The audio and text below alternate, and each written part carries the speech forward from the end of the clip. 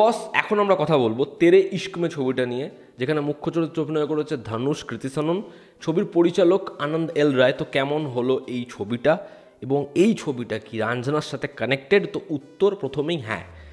কেমন লাগলো এই ছবিটা? দেখুন, আমাকে যদি এক লাইনে বলতে আমি বলবো এই ছবিটা একটা ডিসেন্ট টু গুড ওয়াচ। আপনি একবার ছবিটা দেখতে পারেন। এই ছবিটা কিন্তু রাঞ্জনার যে স্ট্যান্ডার্ড, যে বার রাঞ্জনা সেট করেছে তার ধারে কাছেও যেতে পারেনি।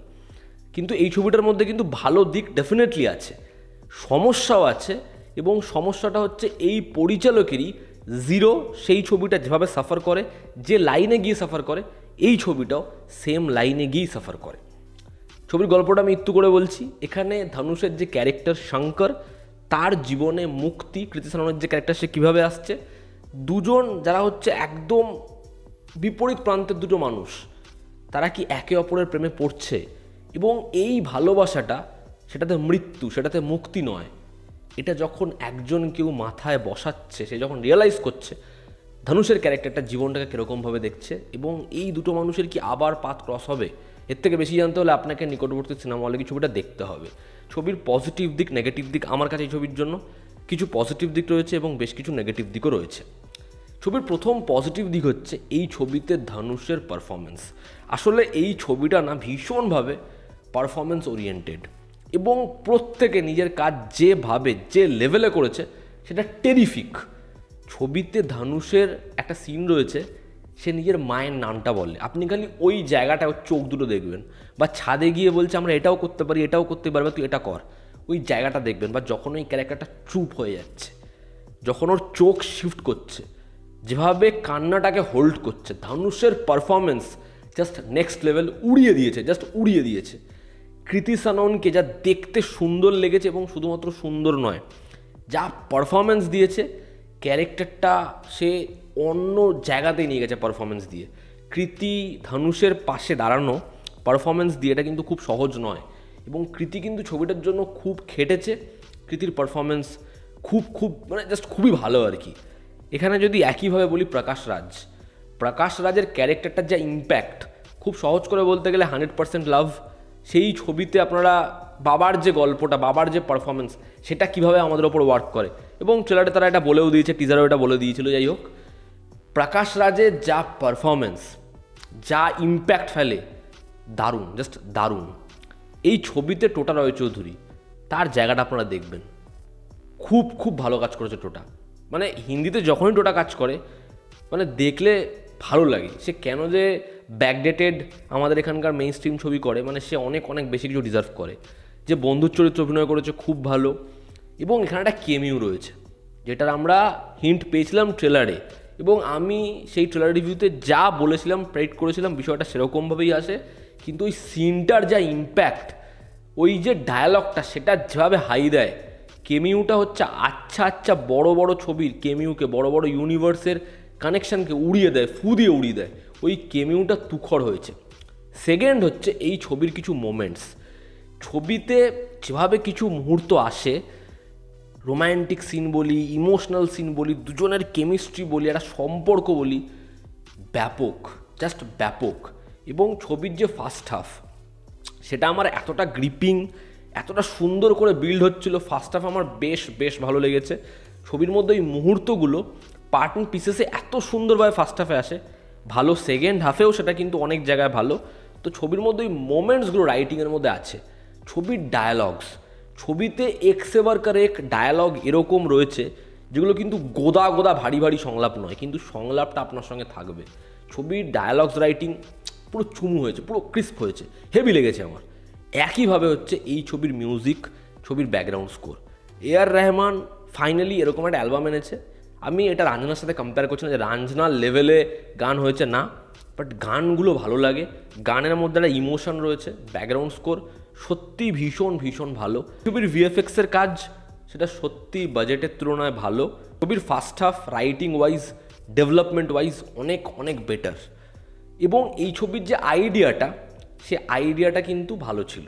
তো ওভারঅল এই ছবিটাকে আপনি একবার দেখতে পারেন। ছবিটা একটা ডিসেন্ট টু গুড ওয়াচ হয়েছে। এবার যদি ছবির নেগেটিভ দিক বলি, আমি কি বললাম, জিরো, সেই ছবিটা শাহরুখ খানের জিরো, সেটা যে লাইনে সেকেন্ড হাফে হাঁটে তেরে ইস্কমেও সেই লাইনে হাঁটে। এটা আমি কেন বললাম? দেখবেন আনন্দ এল রায়ের আতরাঙ্গিরে বলি, জিরো বলি, আপনি খালি ভাবুন যে কি কনসেপ্ট ছবি দেখা হয়ে গেছে, আপনি খালি এক লাইনে কনসেপ্টটা বলুন, দেখবেন কি ইন্টারেস্টিং অন পেপার, কিন্তু সেটাকে এক্সিকিউট প্রপারলি করতে পারেনি। যদি করতে পারতো, আতরাঙ্গিরে যদিও সেটা ডিসেন্ট ভালো ছবি, সেটা হেভি হয়ে যেতে পারতো, জিরো তো খুব ভালো হতেই পারতো। কিন্তু সমস্যা হচ্ছে এক্সিকিউশন একটা মানে অদ্ভুত উইয়ার্ড জিনিসপত্র হয়। এই ছবির ক্ষেত্রেও ছবির ক্লাইম্যাক্সের আগে সেই উইয়ার্ডনেসে ছবিটা ভোগে, মানে ভীষণভাবে ভোগে। ছবিতে কৃতির ক্যারেক্টার সে একটা স্টেটমেন্ট দিচ্ছে ঠিক ক্লাইম্যাক্সের আগে ধানুষকে, এবং সে বলছে আমি চাই তুমি খেয়াল রাখো, এটা করো, এরকম ধরনের জিনিসপত্র। এবার সেটাকে যেভাবে ছবিতে স্টেজ করা হলো, ও তাড়াতাড়ি করে সংলাপের মধ্যে আমি এই করেছি, ওই করেছি, এটা হয়েছে, ওটা হয়েছে, এই ব্যাপার এরকমভাবে বলে গেল, আমি হুব্বা যে ভাই মানে এটার মানেটা কি? তাহলে তুই করলি কেন ওই জিনিসটা? ফলাফল কেন হলো? এবং এখন এসে এটা কেন বলছিস? এবং সব দুয়ে 4 হয়ে যাচ্ছে কেন? জাস্ট কেন? আমি ওটা বুঝতেই পারলাম না। সেকেন্ড নেগেটিভ দিক হচ্ছে এই ছবির রান টাইম। সেকেন্ড হাফে ছবিটা ভীষণ বড় মনে হয়, এবং সেখান থেকে মনে হয় যে ছবিটাকে ভীষণভাবে স্ট্রেচ করা হয়েছে, এবং কিছু কিছু জায়গায় সেকেন্ড হাফে ছবিটা আমাদের বোর করে। এবার আপনারা ট্রেলার, গান সেখানে অলরেডি দেখেছেন। একটা ক্যারেক্টার, ধানুষের ক্যারেক্টার, সে এয়ারফোর্সে জয়েন করে। কৃতির যে ক্যারেক্টার, সে কোথাও একটা গিয়ে ভীষণভাবে সাফার করে, ডিপ্রেসড হয়ে যায়। এই যে দুটো ক্যারেক্টার পোলার অপোজিট, এদের যে পরিণতিটা সেটাও সেই হিসাবে হবে। ভাবনাটা ভালো, দেখাচ্ছে 5 মিনিটের মধ্যে। এবার 5 মিনিটের মধ্যে ধার করে এত কিছু হলো, ছবির রান টাইম এত বড়, ছবির মধ্যে এত স্টাফ আছে, কিন্তু যেটা মূল বিষয়, যেটা মূল পয়েন্ট, ওই রেজলিউশনটা, ওটাতেই সময় দেয়নি। মানে ওটা ঝপ করে আসলো, এবার ক্লাইম্যাক্স। ওই জায়গাটা না আমি অবাক যে এরকমভাবে জিনিসটা আসলো, জাস্ট এরকমভাবে আসলো। আমি ট্রেলার রিভিউ করার সময় র্যান্ডামলি কিছু বলেছিলাম, এই ছবিটা সেই লাইনেই হাঁটে, এবং আলটিমেটলি ছবির শেষ ভাগে আর সারপ্রাইজেস কিছু নেই। ছবিটা ভীষণভাবে প্রেডিক্টেবল হয়ে যায়, এবং সেখানে আমার সমস্যা হয়। ছবিতে ধানুষের যে ক্যারেক্টার শঙ্কর, মুক্তি, কৃতির যে ক্যারেক্টার, দুটো ক্যারেক্টার ছবিতে এমন কিছু জিনিসপত্র করে যেগুলো ভীষণ ভীষণ অদ্ভুত। সেগুলো যখন আমি দেখছি ভাবছি কেন, মানে এটা কী করলো। ওভারঅল তেরে ইস্কমে এই ছবির যে আইডিয়াটা, ছবির যে ফার্স্ট হাফটা, ছবিটাকে এমন জায়গায় নিয়ে যায় ভাবছিলাম যেটা সত্যি একটা ভীষণ ভালো ছবি বানিয়ে দেবে। বাট ওভারঅল এই ছবিটা থেকে আমার একটা মিক্সড রিয়াকশান রয়েছে। আমার এই ছবিটা ডিসেন্ট টু গুড মনে হয়েছে। আপনি একবার ছবিটা ট্রাই করতে পারেন। এই ছবিটার মধ্যে পোটেনশিয়াল ছিল, ছবিটা দুর্দান্ত কিছু হতে পারত, কিন্তু এক্সিকিউশনে আবার ছবির ক্লাইম্যাক্সে সেকেন্ড হাফে সমস্যা হয়েছে, এবং আনন্দ এল রায় আবার ভুগেছে। একটা ব্যাপক আইডিয়া, সেটাকে আবার প্রপারলি এক্সিকিউট করা হয়নি বলে আমার মনে হয়েছে। এই ছবিটার যে প্রশংসাটা পাবে সেটা হচ্ছে পারফর্মারদের জন্য, মিউজিকের জন্য। তো এই ছিল আমার ওপিনিয়ন। আপনারা এই ছবিটা দেখেছেন, আপনাদের কেমন লেগেছে জানাবেন। জনতা আমাদের পাশে আছে, আবার দেখা হচ্ছে। Take care.